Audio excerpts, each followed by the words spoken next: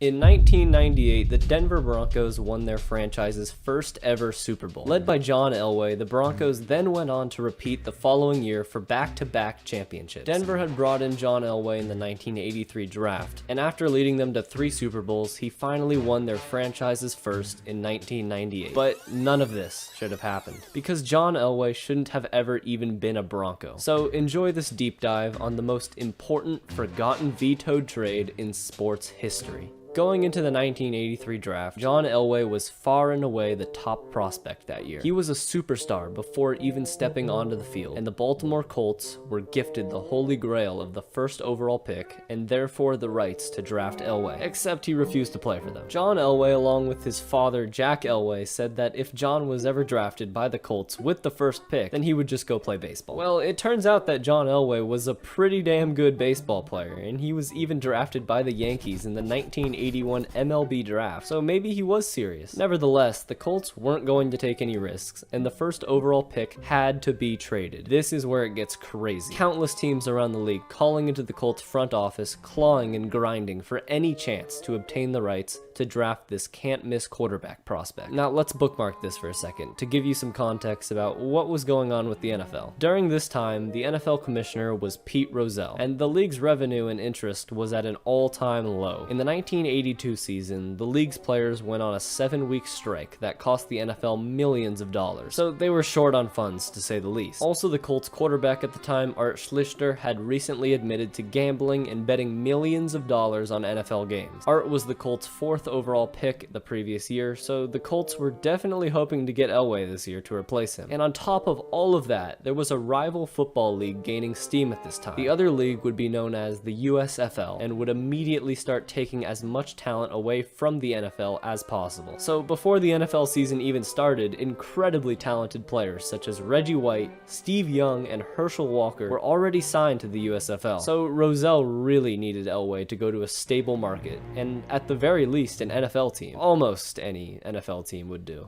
Alright, so now that you know what was going on with the NFL back then, we can go back to discussing the actual trade. So we know that Elway refused to play for the Colts, which means the Colts had no choice but to trade their pick. And they had many organizations doing everything they could to trade up for the rights to Elway. But one team had a substantially better offer than the rest. That team was the Raiders. Now here was the problem. In the 1983 draft, where Elway was projected to go first overall, the Raiders held the 26th pick. So it would take some serious value to charm the Colts to trade up from 26 all the way to 1. So the man who embodied everything a Raider was went to work. This man is Al Davis. At the time, the Raiders were located in Los Angeles and were led by unstable quarterback Jim Plunkett, who, despite being talented, was often injured. It is well known that Davis valued speed and quarterbacks who could throw deep. John Elway could throw deep. After watching some Elway film, Davis was set on acquiring his guy and would stop at nothing to get him. So it started out with trading into the top 6 picks of the draft. The Raiders' plan would involve them trading up with the Chicago Bears, sending away one of either Howie Long or Ted Watts, as well as Jeff Barnes or Kenny Hill. So although the Raiders could potentially give up a future Hall of Famer in Howie Long, it's all worth it for Elway. Except remember that this is just to get into the top 6. So with this newly acquired pick, the Raiders would send their 6th from Chicago, their own 26th pick in this draft, and a 1984 first to Baltimore. All of this would net the Raiders the first overall pick in the 1983 draft. But there was one problem. Al Davis knew it, the Colts knew it, and Bears general manager at the time, Jim Finks, knew it. Right before the deal was even brought to the NFL's attention, Finks had said, "It's not going to happen. They are not going to let it happen." Okay, then what was the problem? Well, let me tell you if you didn't already figure it out. Pete Roosell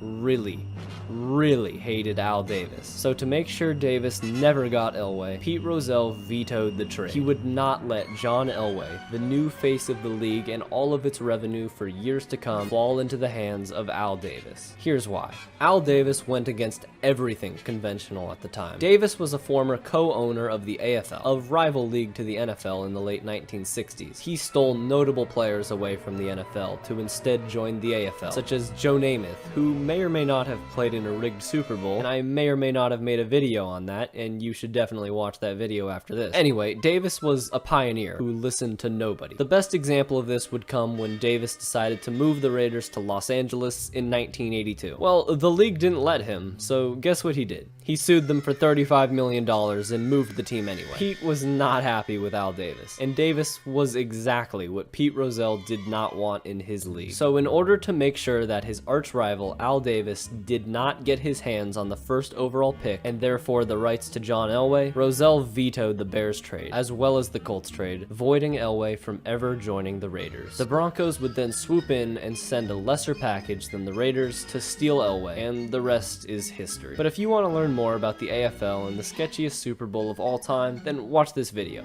You'll like it, trust me. So, until next time.